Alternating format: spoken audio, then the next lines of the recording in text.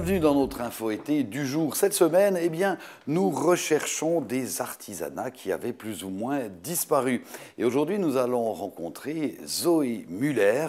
Zoé Müller, vous êtes assise devant une drôle de machine. Ça a l'air bien compliqué, tous ces fils. Qu'est-ce que vous êtes en train de faire? Alors, je suis en train de tisser un tapis à base de lambeaux de tissu recyclé. Alors, si vous voulez tout savoir sur le tissage, eh bien, on vous expliquera tout ça après l'info du jour.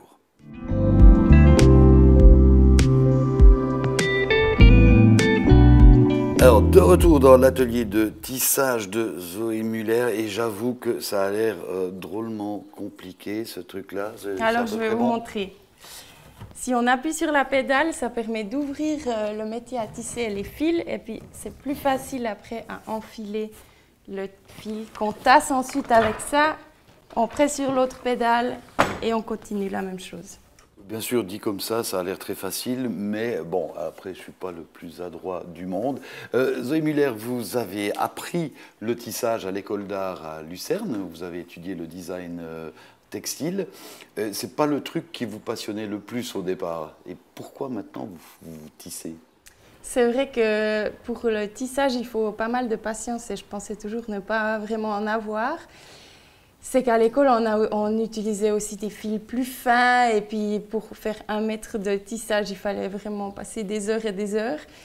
Tandis que là, j'ai trouvé cette technique avec des lambeaux de tissu qui sont plus épais et puis du coup, la phase tissage, elle est plus rapide. Parce que là, on voit, vous faites quand même des assez gros bourrelets. Ouais. Le tout est assez brut. Ça s'appelle comment, cette technique? Alors, c'est tapis de lirette, ça s'appelle en français. Donc, on utilise des chutes de tissu. À la base, c'était à l'époque où ils n'avaient pas beaucoup d'argent. Ils se faisaient des tapis avec les restes qu'ils trouvaient à la maison. Voilà. Parce que le matériel que vous utilisez pour tisser vos tapis, c'est uniquement des tissus recyclés, des choses que vous trouvez au marché aux puces ou que les gens vous donnent. En brocante, exactement, ouais. Et si je ne trouve pas exactement la couleur qu'il me faut, je la teins moi-même. Et donc, ça donne des tapis. Alors, on suppose que le résultat final est beau. On en regardera quelques-uns tout à l'heure. Est-ce que c'est des tapis que les gens mettent vraiment par terre et marchent dessus, ou bien c'est plutôt des choses qu'on accroche religieusement au mur?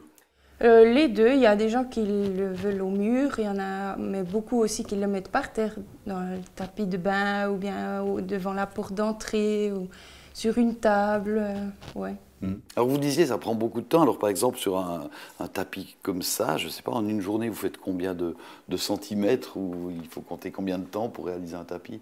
Alors, avec cette épaisseur, je pense quand même qu'en 1 heure, on obtient 1 mètre facilement. Ça dépend un peu de la complexité après aussi du motif.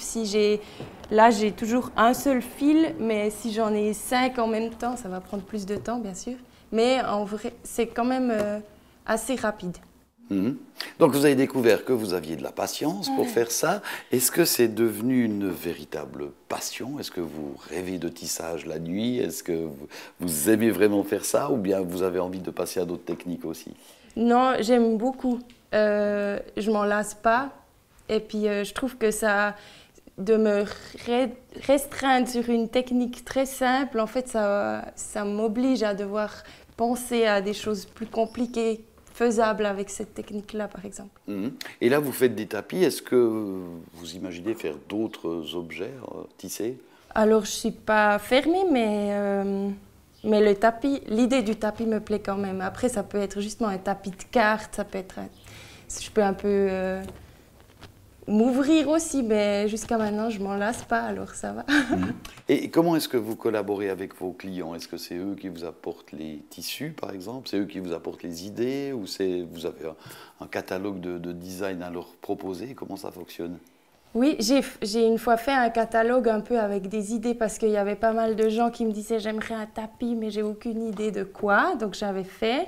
Mais c'est vrai que souvent, les gens qui me demandent un tapis, ils ont quand même déjà un peu une idée ou bien des couleurs qui vont dans leur appartement. Alors, je leur demande qu'est-ce qu'ils veulent. Soit ils me font des petits croquis eux-mêmes, ou alors ils m'envoient une photo d'Internet qui les inspire. Et puis après, je fais quelque chose, je leur envoie, ils me renvoient.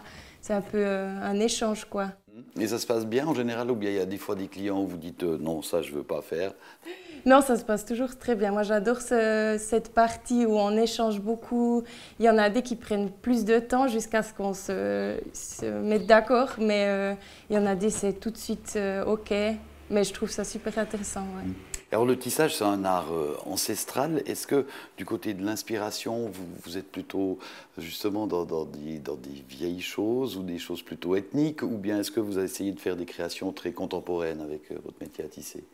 Je pense que c'est plutôt moderne, mais justement, ça dépend de ce que les gens veulent. Je peux aussi partir dans de l'ethnique ou dans des trucs plus anciens, mais à mon goût, c'est plutôt moderne. Ouais. Et puis, ça ne vous empêche pas d'essayer des nouvelles techniques. On va les regarder tout à l'heure de l'autre côté, où vous êtes en train d'expérimenter une nouvelle manière de tisser.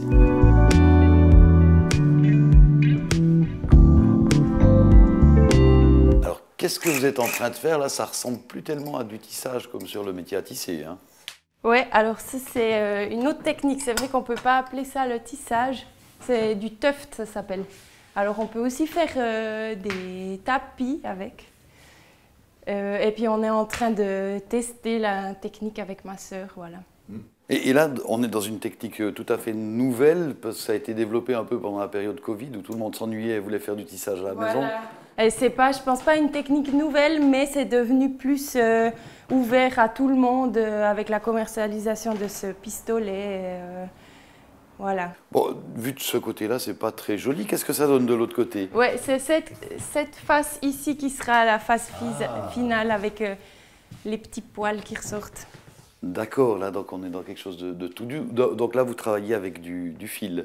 Ouais, de la laine, mais aussi de la laine recyclée. Donc, j'achète jamais quelque chose de neuf pour créer quelque chose. Je prends toujours à la brocante ou bien des restes de laine des gens, de leurs projets qu'ils n'ont pas fini, etc. Alors, recyclage, artisanat, ça fait depuis quelques années maintenant que vous pratiquez le tissage. Est-ce que vous sentez qu'il y a de plus en plus d'intérêt des gens pour ce genre d'activité, justement quelque chose fait à la main, sur place, avec des objets recyclés? Oui, clairement. Je pense que la conscience écologique, elle prend de plus en plus de place. Et puis, c'est quand même un argument quand on dit que c'est recyclé. Les gens sont là, ah ouais, c'est trop bien, comme ça. C'est quand même un effet de mode. Ouais. Et quel genre de clients est-ce que vous avez? C'est des gens d'un certain âge qui se disent «Oh, je veux quelque chose de tissé» ou bien c'est toutes les tranches d'âge? Ouais, je dirais plutôt jeune parce que je suis beaucoup sur Instagram, sur les réseaux sociaux, donc forcément ça touche un peu plus les jeunes.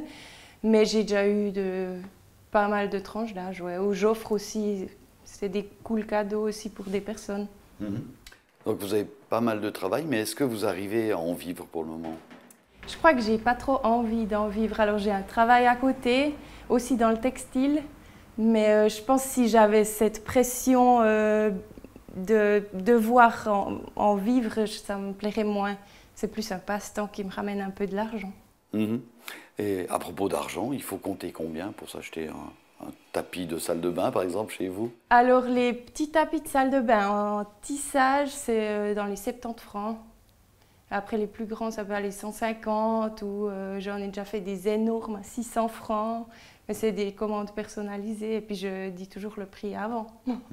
Est-ce que vous collaborez aussi parfois avec des artistes qui ont envie de réaliser une image tissée?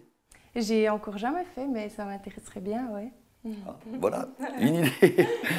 Zoé Müller, merci beaucoup en tout cas pour toutes ces explications et bonne chance pour votre suite comme tisserande ici à Vienne. Merci. Voilà, c'est la fin de notre info été pour aujourd'hui. Demain, eh bien, nous allons encore trouver un savoir-faire particulier à la région.